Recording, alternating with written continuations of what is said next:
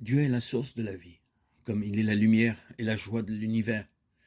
De même que les rayons de lumière émanent du soleil et que le ruisseau jaillit de la source d'eau vive, ainsi des bienfaits découlent de lui et se répandent sur toutes ses créatures.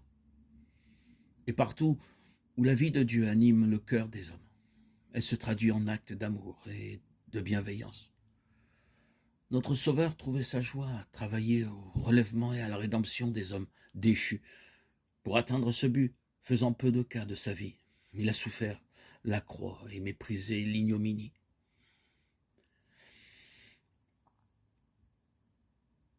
Les anges, de même, s'occupent constamment du bien-être d'autrui. C'est là leur joie.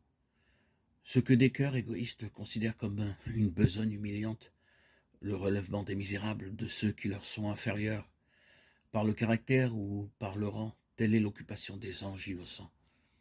L'esprit de renoncement et d'amour qui caractérisait Jésus-Christ remplit le ciel. Il est l'essence même de la félicité qui y règne. C'est aussi l'esprit que nous possédons, tous les disciples de Jésus. C'est là leur œuvre. Quand l'amour du Sauveur est implanté dans un cœur, de même qu'un parfum suave, il ne peut rester caché.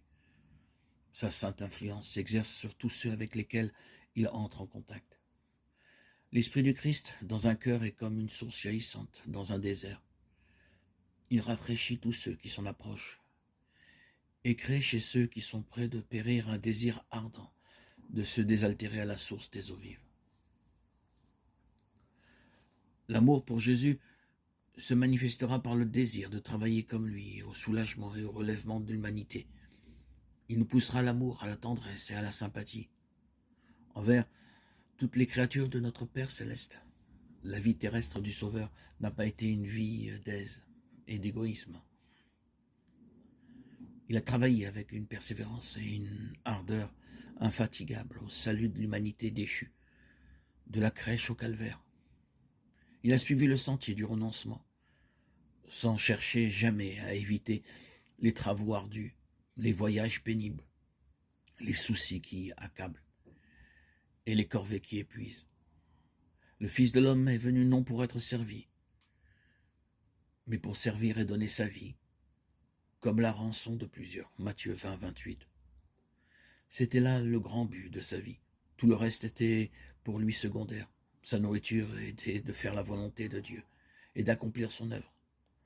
Le moi et ses intérêts particuliers ne trouvaient aucune place dans ses labeurs.